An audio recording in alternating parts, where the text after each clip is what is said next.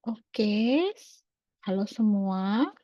Ketemu lagi di kelas saya, kelas belajar pembelajaran. Hari ini saya akan memberikan kalian materi berupa video pembelajaran.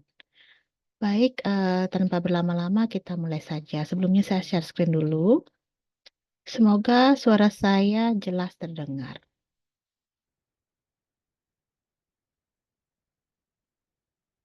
Ya, inilah materi kita hari ini. Saya play dulu. Oke, materi kita hari ini adalah tentang kasus pembelajaran dan solusinya. Jadi nanti akan saya berikan beberapa macam kasus, kemudian disertai dengan solusinya. Oke, kita lanjut ke slide berikutnya. Nah, kita mulai dari eh, pengertiannya ya, atau makna dari kasus pembelajaran. Nah, di sini pada hari ini atau pada pertemuan hari ini, kalian sebagai mahasiswa akan memahami permasalahan nyata dalam proses belajar mengajar dan menemukan solusi berbasis teori untuk menciptakan pembelajaran yang efektif, aktif, dan bermakna. Masih sama seperti sebelumnya ya, pertemuan sebelumnya, kita meng-highlight kata bermakna. Nah, apa saja yang akan dibahas? Yang pertama ada identifikasi. Di sini guru mengenali berbagai permasalahan dalam proses pembelajaran. Jadi ada berbagai permasalahan yang harus diidentifikasi oleh guru. Kemudian yang kedua ada analisis. Setelah diidentifikasi, harus dianalisis atau guru harus menganalisis dengan cara mengkaji faktor penyebab terjadinya masalah pembelajaran. Jadi harus mencari apa sih penyebabnya, penyebab terjadinya suatu permasalahan di kelas itu. Kemudian selanjutnya ada solusi. Nah, di sini guru menentukan solusi berdasarkan teori belajar yang relevan. Jadi harus disesuaikan teori belajarnya ya, disesuaikan dengan permasalahan yang ada atau permasalahan yang dialami oleh peserta didik atau siswa. Nah, kemudian solusi itu harus disertai dengan strategi. Nah, di sini guru merancang strategi pembelajaran untuk mengatasi permasalahan yang ada di kelas pastinya ya. Oke, itu. Kemudian kita lanjut ke slide berikutnya. Nah, ini baru pengertian ya, ini pengertian kasus pembelajaran. Nah, di sini kasus pembelajaran adalah situasi atau permasalahan yang terjadi selama proses belajar mengajar yang dapat menghambat pencapaian tujuan pembelajaran. Kasus tersebut dapat berasal dari berbagai sumber, seperti peserta didik, guru, lingkungan belajar, media pembelajaran, maupun kurikulum yang diterapkan. Jadi bisa salah satu atau kombinasi dari berbagai sumber. Nah, di sini ada beberapa bagian ya. Nah, di sini kontekstual. Nah, masalah itu terjadi secara nyata dalam konteks pembelajaran sehari-hari di dalam maupun di luar kelas. Jadi, pasti nyata ya permasalahan itu. Dan biasanya sesuai dengan pembelajaran. Ya, bisa terjadi di luar kelas atau di dalam kelas. Nah, apa saja yang menghambat? Nah, di sini permasalahan itu dapat menimbulkan hambatan yang signifikan dalam proses pembelajaran atau proses belajar dan pencapaian kompetensi peserta didik. Jadi dengan adanya permasalahan pastinya akan muncul hambatan dan proses belajar mengajar jadi tidak berjalan secara optimal seperti itu. Dan pastinya kemampuan peserta didik itu tidak akan bisa maju atau berkembang gitu ya. Kemudian makanya perlu ada analisis. Nah, di sini membutuhkan analisis mendalam dan pemecahan masalah yang sistematis dan berbasis data. Jadinya harus ada datanya, harus ada alasannya, ada latar belakangnya, kenapa bisa terjadi permasalahan, ya. Makanya perlu dianalisis dulu biar terpecah masalah itu ya. Di sini masalahnya tuh masalah yang dialami oleh siswa maupun guru ya. Nah, pastinya di setiap kasus pembelajaran harus dapat diselesaikan. Nah, di sini permasalahan tersebut dapat diatasi melalui penerapan strategi. Saya sudah sampaikan tadi. dan teori pembelajaran yang tepat dan terencana. Jadi bukan hanya tepat, tapi harus terencana. Tidak mungkin ada, maksudnya kalau ada teorinya bagus, tapi kalau tidak terencana juga tidak akan berhasil atau tidak akan selesai permasalahan itu. Nah, semoga kalian memahami ya. Mungkin nanti kalau kita ketemu secara langsung, kalian bisa bertanya pada saya. Oke? Nah, ini slide selanjutnya. Ada bagian atau faktor penyebab permasalahan pembelajaran.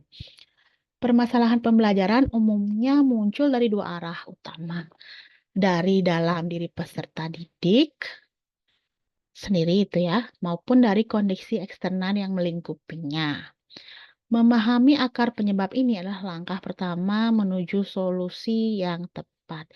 Jadinya di sini permasalahan pembelajaran itu ada dua arah ya, yang bisa berasal dari peserta didik itu sendiri, ada juga dari luar peserta didik itu ya. Mungkin ada yang mempengaruhi ya, atau lingkungannya mempengaruhi seperti itu. Nah, di sini sebagai seorang guru atau sebagai pendidik wajib untuk mengetahui akar penyebabnya atau sumber dari permasalahan tersebut. Apa yang menyebabkan terjadi permasalahan tersebut. Nah, kalau sudah tahu, maka bisa cepat mengambil solusi atau bisa cepat menemukan solusinya. Nah, di sini ada dua ya, ada faktor internal dan faktor eksternal. Kalau faktor internalnya pastinya dari peserta didik. Di sini kalau ada beberapa ya. Yang pertama, kurangnya motivasi dan semangat belajar. Nah, itu dari dalam dirinya sendiri ya, dia tidak termotivasi, tidak semangat. Kemudian siswa kesulitan memahami materi pelajaran. Nah, ini juga harus diselesaikan, dicari solusinya bagaimana ya. Kemudian perbedaan gaya belajar antara individu. Jadi tiap siswa itu punya gaya belajar yang tersendiri, berbeda-beda ya, bervariasi. Kemudian gangguan konsentrasi dan perhatian. Biasanya siswa itu tidak bisa fokus lebih dari 30 menit. 20 menit itu paling maksimal batas fokus mereka. Yang terakhir, kebutuhan khusus atau hambatan belajar tertentu. Mungkin punya kelainan ya, seperti materi kita sebelumnya itu tentang anak berkebutuhan khusus. Mungkin dia memiliki kelainan yang menyebabkan belajarnya terhambat gitu ya. Kemudian ada faktor eksternal lingkungan. Misalnya metode pembelajaran yang kurang variatif dan monoton. Gurunya hanya ceramah seperti itu, kurang latihan, aktivitasnya kurang menarik. Nah, itu sebagai salah satu faktor eksternal ya. Kemudian lingkungan belajar yang tidak kondusif. Jadi siswa tidak nyaman, ya tidak fokus dalam belajar. Kemudian keterbatasan media dan sumber belajar. Mungkin medianya hanya digunakan buku, sehingga apalagi sekarang hanya ada LKS misalnya seperti itu juga membosankan karena kadang LKS itu materinya segitu-segitu aja dan kadang ada kesalahan ketik atau sebagainya. Kemudian ini yang paling penting, itulah dukungan keluarga yang rendah di rumah. Nah, tidak ada yang support, tidak ada yang mendukung siswanya saat di rumah, mungkin terlalu ramai atau orang tuanya bertikai, bertengkar, atau punya saudara banyak, jadinya berisik di rumah, dia tidak bisa belajar dengan tenang. Kemudian pengaruh negatif teman sebaya. Nah, misalnya dia punya teman yang malas, otomatis dia ikutan malas. Kalau temannya nakal, ikutan nakal. Jadi karena masih proses mencari jati diri, jadi ya sering ikut-ikutan ya, ikut-ikutan dengan teman. Itu dia. Kita lanjut ke slide berikutnya. Nah, ini kita mulai dengan kasus-kasus ya. Tadi saya sempat sampaikan, kalian akan saya berikan beberapa kasus. Nah, ini kasus pertama, peserta didik pasif dalam pembelajaran. Nah, pasif ya itu berarti kurang aktif ya. Lawannya pasif ya pastinya aktif. Nah, kasus pertama mungkin saya bisa bacakan. Di sini guru menjelaskan materi selama 40 menit menggunakan metode ceramah. Sebagian besar peserta didik hanya mendengarkan tanpa bertanya atau memberikan tanggapan. Nah, hal ini menciptakan suasana kelas yang pasif dan kurang produktif. Nah, kita sudah tahu kasusnya apa. Sekarang kita coba menganalisis masalahnya ya. Yang pertama, pembelajaran berpusat pada guru teacher center. Kemudian kurangnya kesempatan peserta didik berpartisipasi aktif. Aktivitas belajar kurang menarik dan menantang. Nah, di sini solusi yang ditawarkan atau solusi yang bisa diterapkan adalah menggunakan metode diskusi kelompok. Jadi tidak ceramah lagi ya. Jadinya setidaknya tidak teacher center tapi berubah menjadi student center. Kemudian menerapkan model problem based learning atau PBL. Jadinya diberikan problem ya. Jadi problem itu sebagai center dari pembelajaran. Kemudian memberikan pertanyaan pemantik yang memicu berpikir. Jadi ini bukan sekedar pertanyaan ya, tapi pertanyaan yang bisa memancing siswa untuk berpikir, berpikir kritis. Kemudian pastinya menggunakan media interaktif dan digital ya, banyak ya. Kemudian, nah ini sesuai dengan teori konstruktivisme, di mana peserta didik membangun pengetahuannya sendiri melalui pengalaman langsung dan interaksi aktif dengan lingkungan belajar, bukan sekedar menerima informasi secara pasif. Jadi di sini diubah dari teacher center menjadi student center, kemudian siswa diberi kesempatan lebih aktif untuk mengikuti pelajaran ya. Jadi guru di sini sebagai fasilitator saja. Kemudian diberikan pertanyaan, ada medianya yang interaktif, jadinya menarik, tidak membosankan. Itu dia ya. Itu kasus pertama. Selanjutnya kasus kedua. Nah, kasus kedua yaitu motivasi belajar rendah. Nah, di sini peserta didik sering terlambat mengumpulkan tugas, kurang antusias mengikuti pelajaran, dan terlihat tidak bersemangat dalam sesi pembelajaran. Fenomena ini berdampak langsung pada kualitas hasil hasil belajar secara keseluruhan. Nah, berarti kan malas ya ini anak ini ya. Nah, penyebabnya mungkin bisa materi dianggap tidak relevan dengan kehidupan nyata ya, terlalu jauh ya, terlalu mungkin, anak ini atau siswa ini gengsi tapi dikasih yang milenial, kan jauh dari, kehidupan mereka, jadi tidak bisa masuk ke otak mereka. Kemudian kurangnya penghargaan terhadap usaha belajar, tidak ada reward, tidak ada motivasi, tidak ada reinforcement, tidak ada penguatan ya. Jadinya mereka, malas. Kemudian tujuan pembelajaran tidak dikomunikasikan secara jelas. Dari awal siswa tidak tahu apa sih tujuannya belajar itu ya, tujuan materi ini apa, kenapa sih harus belajar materi ini, seperti itu.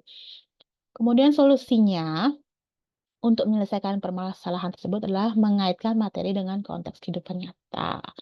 Ya, jadi sebagai seorang guru harus up to date dengan isu terkini, isu misalnya apa yang viral saat ini, jadi harus tahu ya. Kemudian, memberikan umpan balik positif secara konsisten. Jadi diberikan pujian, diberikan, reward, hadiah kecil, ya. Kalau di SD stiker atau pin dan sebagainya. Kemudian, menetapkan tujuan pembelajaran yang jelas dan terukur, ya, harus jelas tujuannya. Jadi tidak sembarangan belajar mereka, oh bermakna. Kemudian menggunakan pembelajaran berbasis proyek nyata. Nah, sekarang diberikan proyek yang nyata, mungkin membuat sesuatu, mungkin memperbaiki sesuatu, bisa seperti itu.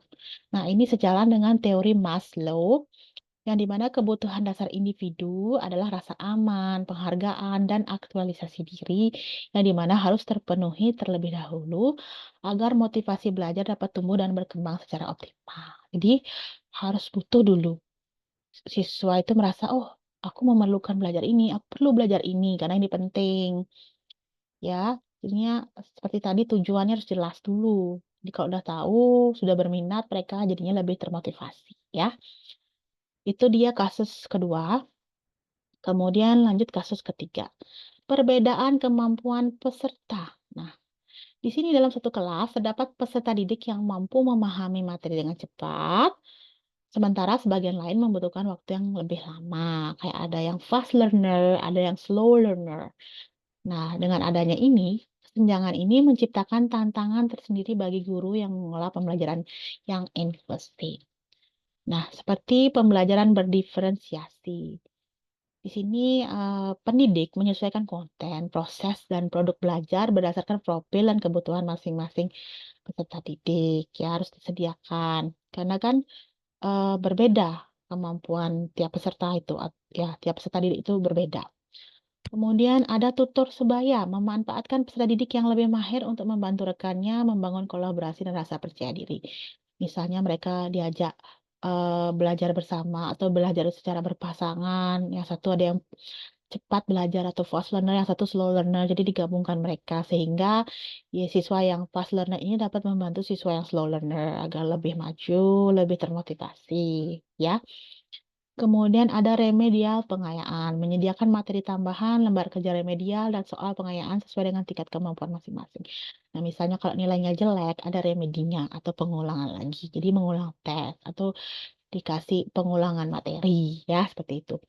Nah, eee, kasus ini sesuai dengan teori multiple intelligence oleh Howard Gardner, yang di mana dikatakan setiap individu memiliki profil kecerdasan yang unik ya, punya kecerdasan yang unik tiap-tiap individu atau tiap-tiap siswa, seperti linguistik, logis matematis, spasial, musikal, kinestetik, interpersonal, intrapersonal, dan naturalis. Ya, sepertinya sudah pernah saya bahas ini, mungkin di kelas ini atau di kelas peserta didik ya.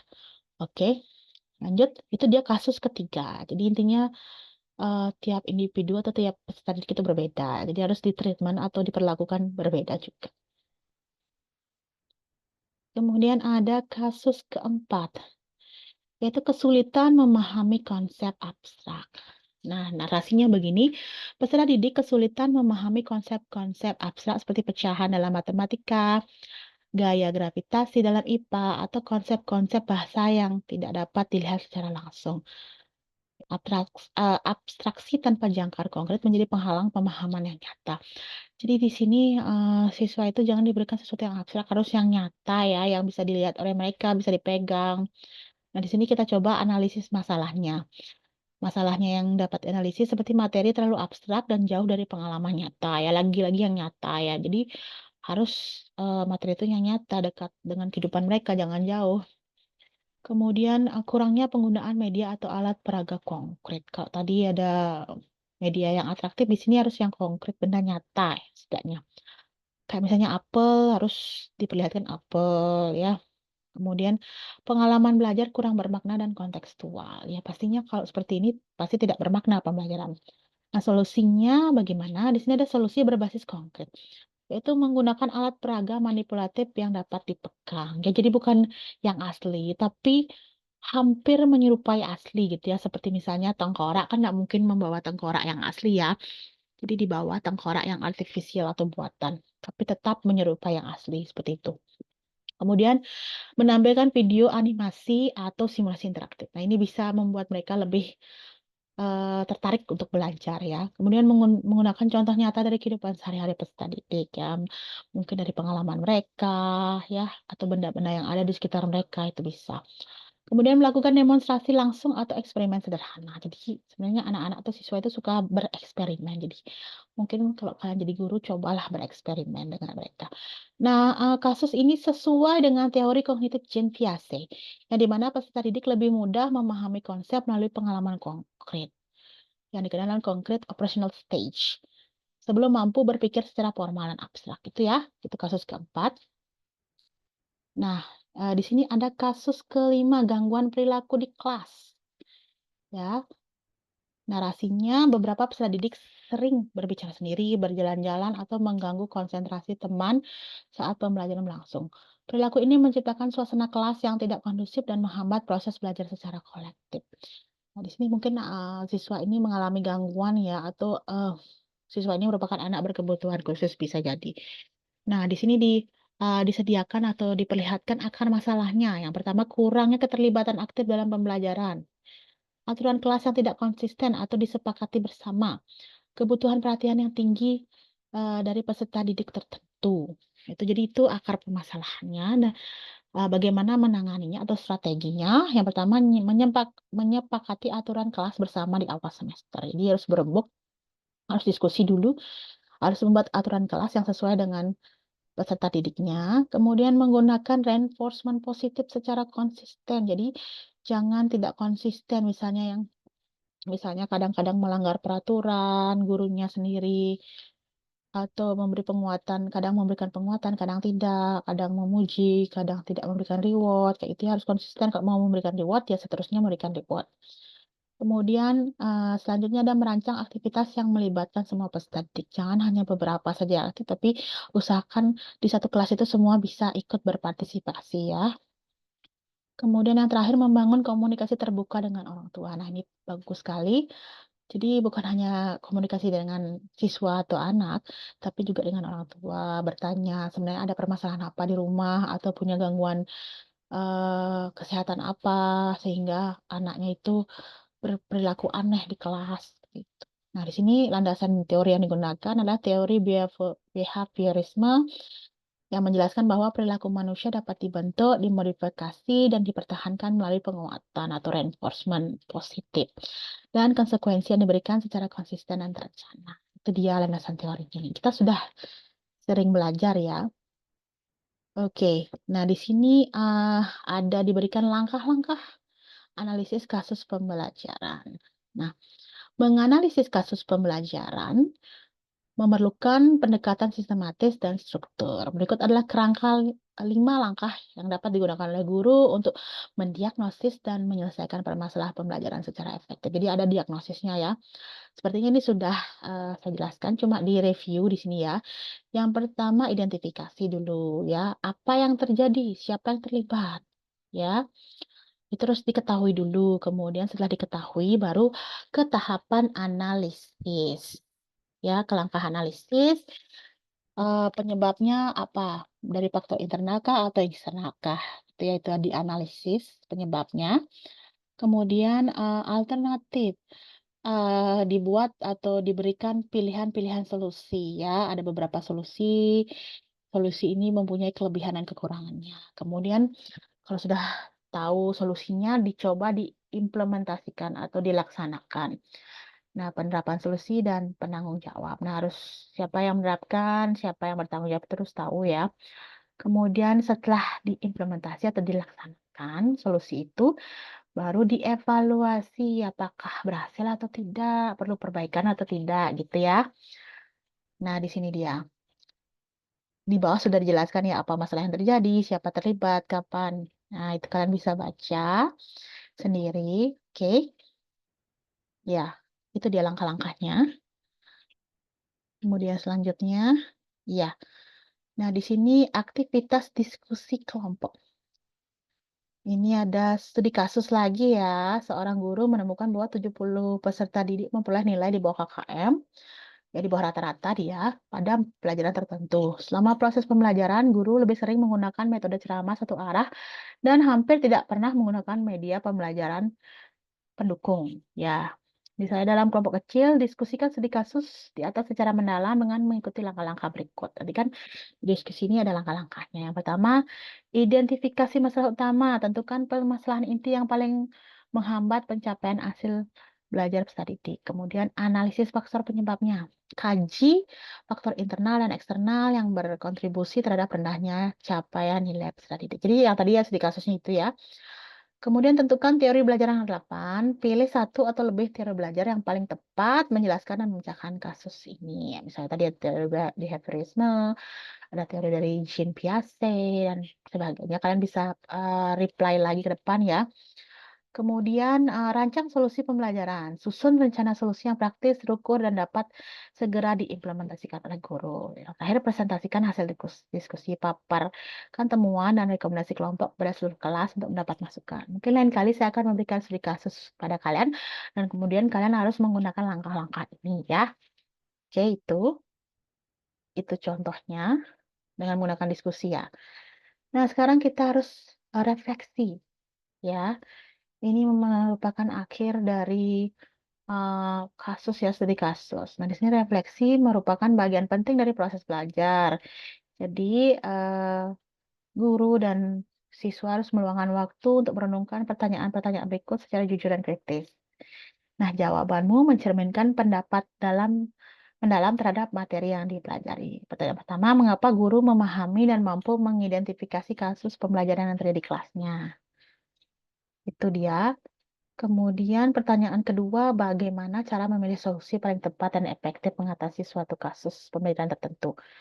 Pertanyaan ketiga, apa dampak nyata dari penggunaan strategi pembelajaran yang sesuai terhadap kualitas hasil belajar peserta didik dalam jangka panjang? Nah, tiga pertanyaan ini harus, eh, sebagai seorang guru, kalian harus bertanya pada diri kalian sendiri dengan menggunakan tiga pertanyaan ini. Nah, tuliskan refleksi Anda secara individual, kemudian bagikan ke teman sekelas untuk memperkaya perspektif pemahaman bersama, ya. Mungkin nanti kita, coba ya, nanti saya akan berikan kasus kepada kalian, kemudian kalian menggunakan langkah-langkah tadi, langkah-langkah di kasus, kemudian kalian harus melewati tahap refleksi ini, tuh ya. Jadi ini tidak bisa, kalian jawab sekarang ya, mungkin minggu depan. Oke. Nah, kita sampai ke kesimpulan. Nah, di sini, eee, kesimpulannya ya, kasus pembelajaran adalah permasalahan nyata yang muncul dalam proses belajar mengajar dan dapat menghambat pencapaian tujuan pembelajaran. Penyebabnya bersifat multidimensi, berasal dari faktor internal, peserta didik maupun kondisi eksternal lingkungan belajar, ya. Nah, di sini, ada 3 bagian ya, 3 hal yang mesti kalian, highlight atau kalian ingat. Yang pertama sistematis, guru perlu menganalisis setiap kasus secara terstruktur menggunakan kerangka identifikasi, analisis, solusi, implementasi, dan evaluasi. Jadi ini langkah-langkah yang perlu kalian lakukan secara berurut, sistematis. Jadi jangan, acak-acakan misalnya evaluasi duluan, baru identifikasi, nggak, harus secara berurut ya.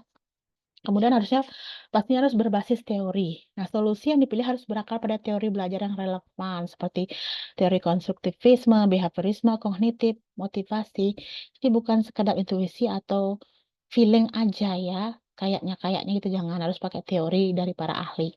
Kemudian berpusat pada peserta didik. Karena tujuan akhir dari setiap solusi adalah menciptakan pembelajaran efektif, aktif, dan bermakna bagi seluruh peserta didik, tanpa terkecuali. Jadi harus menemukan solusi jadi siswa itu ya. Kemudian di sini sebagai guru, jadi guru yang baik bukan hanya menguasai materi, tetapi, yang mampu membaca, memahami, merespon kebutuhan belajar setiap peserta didik dan dengan tepat dan penuh empati. Jadi sebagai seorang guru bukan mengajar aja ya, tapi harus seperti ini, ya, tidak hanya menguasai materi, tapi dia mampu membaca situasi, memahami permasalahan, dan merespon kebutuhan belajar dengan memberikan solusi. Ya, jadi juga harus berempati, itu dia ya. Kesimpulan materi kita hari ini, semoga bermanfaat. Semoga materi hari ini bermanfaat untuk kalian ya, terutama kalian yang akan menjadi calon guru. Jangan pernah takut jadi guru ya, karena jadi guru itu sebenarnya menyenangkan. Jadinya kalian harus punya hati dulu, kalian harus mencintai mengajar dulu, baru kalian bisa menjadi seorang guru. Ya, I think that's all for today. Saya rasa sekian dulu untuk hari ini. Ya, saya rasa cukup ya, cukup padat materi hari ini, mungkin agak cepat. Kalau misalnya terlalu cepat bisa kalian mundur lagi menonton video ini, ya. Sekian ya video kali ini, sampai ketemu minggu depan. Semoga kita bisa bertemu secara offline. Bye-bye.